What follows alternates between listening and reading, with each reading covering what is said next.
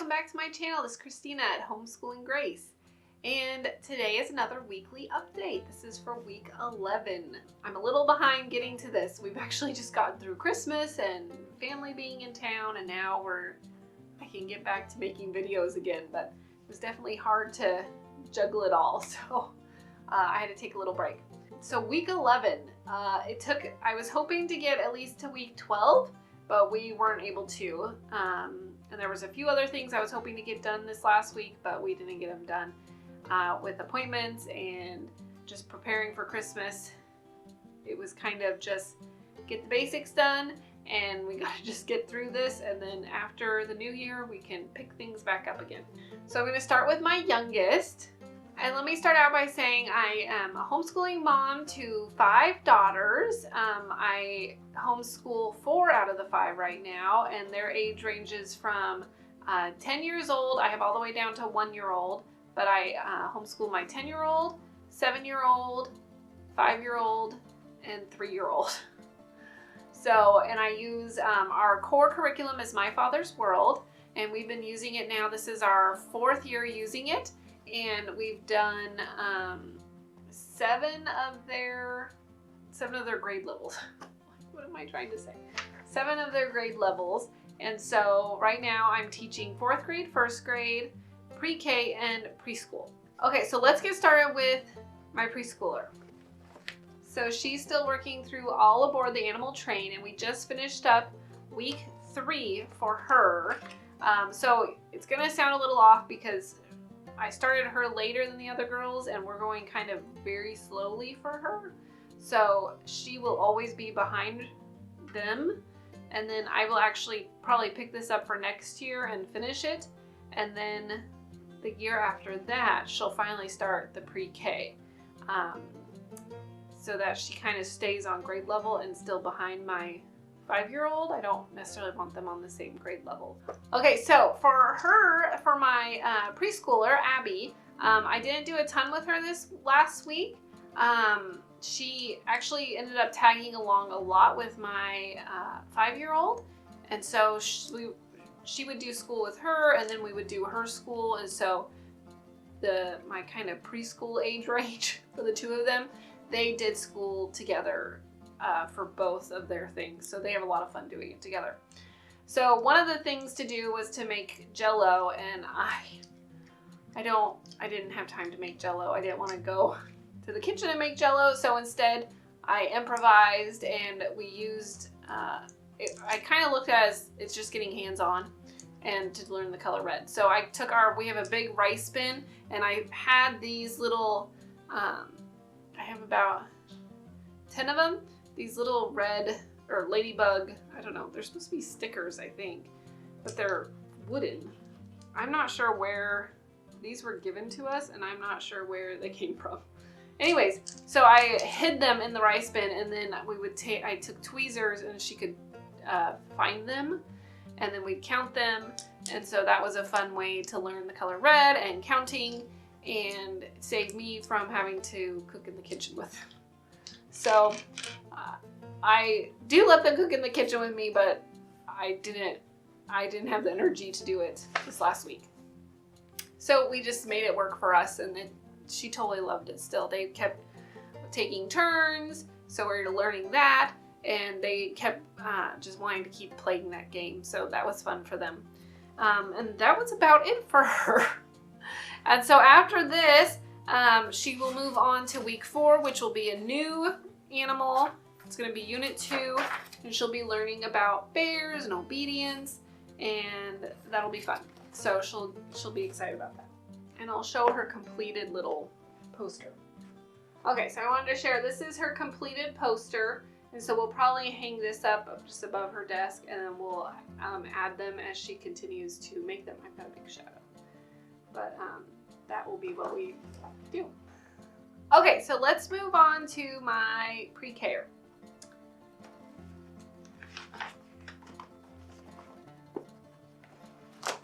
So, Voyage of Discovery, pre-K.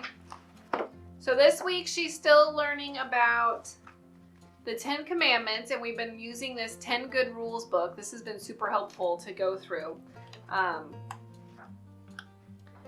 It has for each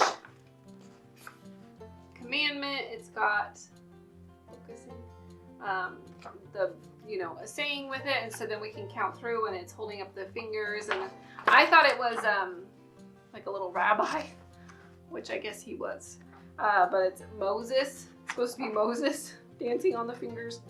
It's kind of funny, but there's that at the end with the Israelites. So I recommend this if you want a book to go along with the 10 Commandments while you're teaching it. And then it was a lot of counting this week, which is super helpful for her because she's been struggling with counting. So we just kept counting over and over again, and this was part of it.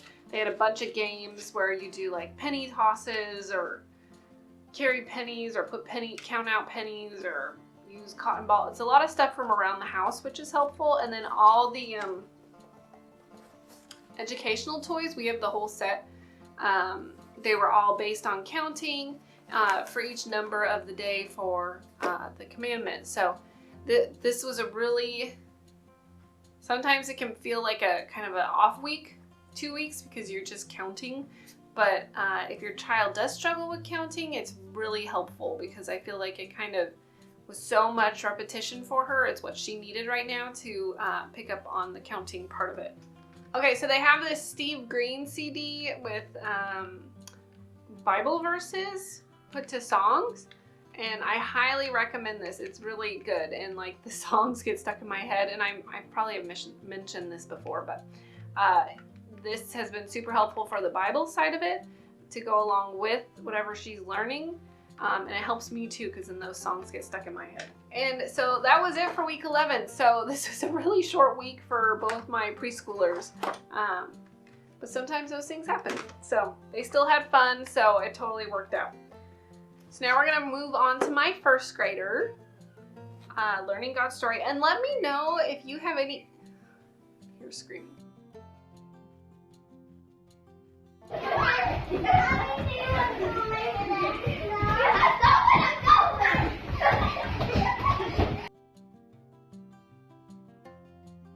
Let me know if you have any questions about anything that we use or how we do the curriculum or use the curriculum, because I know that sometimes I feel like I'm being really repetitive, but if it's helpful for you, then that's like great. I'll keep doing this. But if my phone's chirping at me, but if there's something else that you're hoping I talk about, just ask me down below, because that would be helpful for me to give more things to talk about on my videos. Okay, so week 11 for my first grader. So she was super excited to start her Bible reader this week. And so she read it to me, and she read it to her grandma, and she read it to her dad. And so she was super excited to be able to start this. She is just itching to read like chapter books. And she's not quite there yet. She's getting there, but we're now to that point where she's learned so many new words that don't necessarily follow the rules of like the basic, Aussie E or silent E, I should say, and then like the short vowel and the long vowel. So sometimes she's like, wait a second, is that word? Which sound does that A make or something? Because she'll get confused because, like love follows neither of the rules. So she was getting a little frustrated because she spelled out love L-U-V, and I was like, oh, it's actually L-O-V-E, but she learned that, but it makes that sound. It's so confusing. Anyways, back to this. She was really excited to start this, and so we're going to be getting going on this, and I think she'll really flourish with this. So we're still working through this, and we're really still enjoying this. It's just got really good lessons for the kids, so this has been really helpful. So I just went through what the Bible stuff we're doing for my first grader. We did this, which I hold dearly, and this.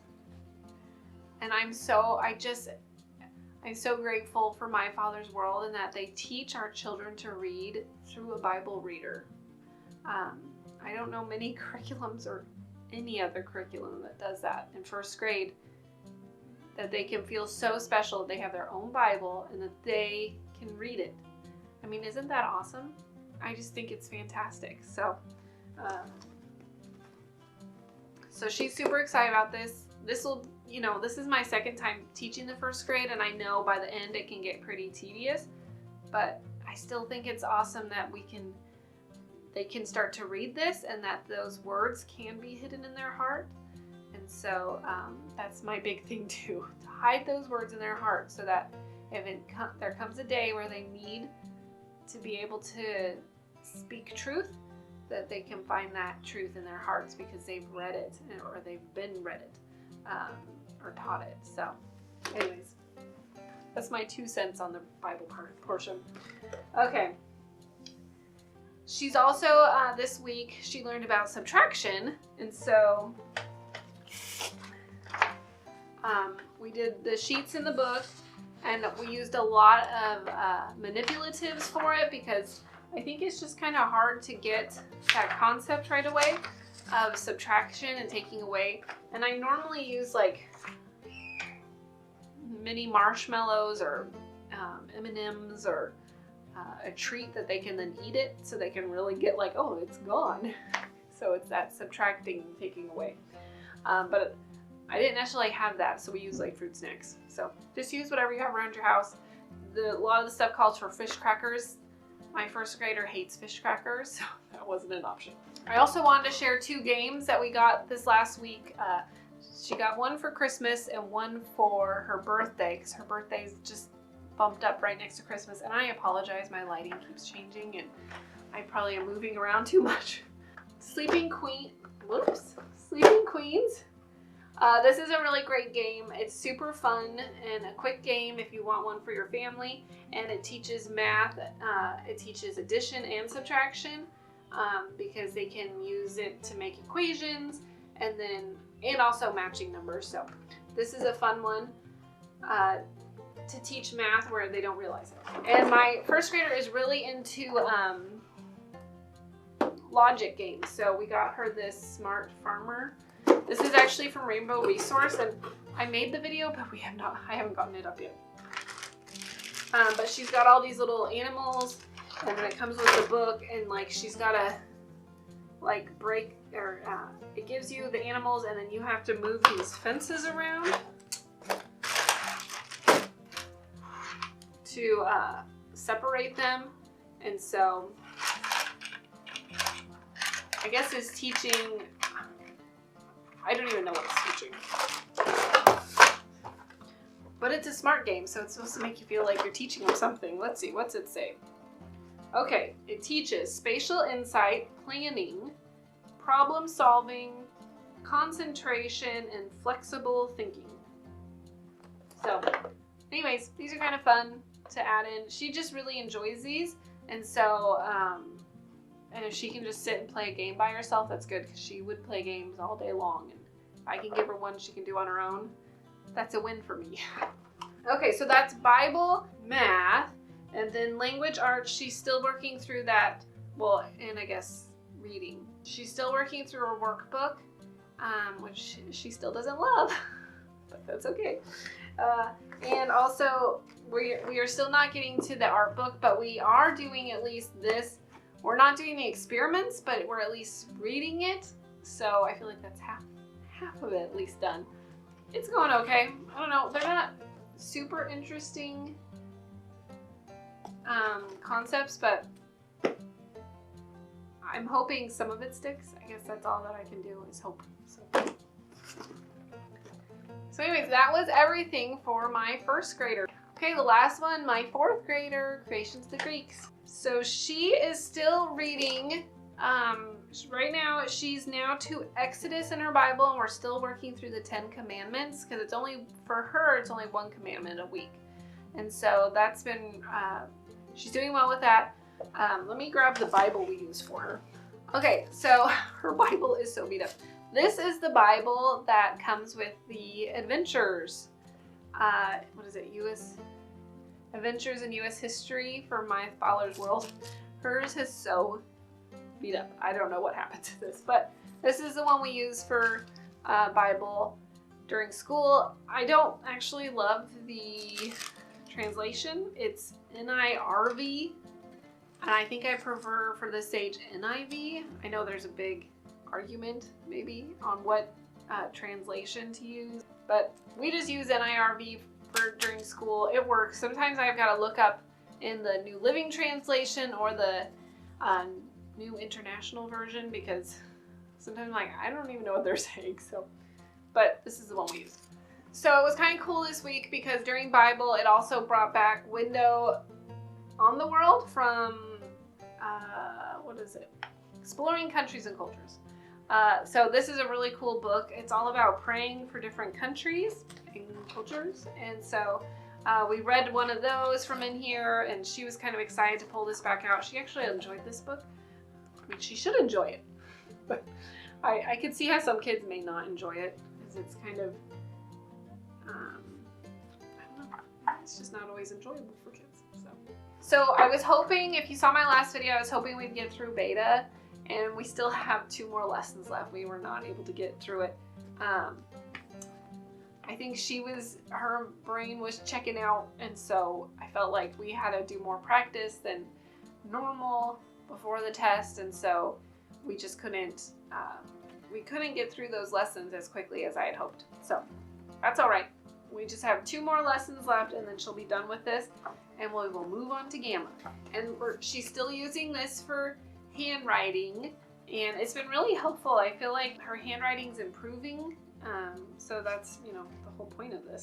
I recommend this if your kid is not having the best printing handwriting. This one has been really helpful to just improve that for her.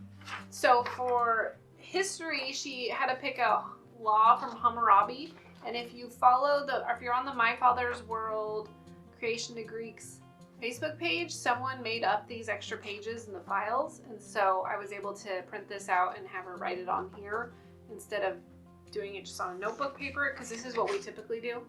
It doesn't have the space, so then she just has to write it out and then we glue it on. It's not always the prettiest, but it works. And we're still working through her timeline. On the wrong side here.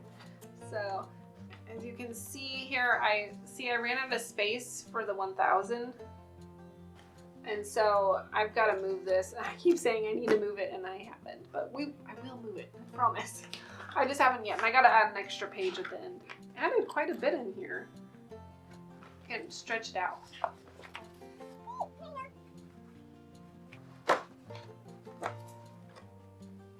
Okay, so we've done Bible, math, history, and a little bit of language arts, handwriting.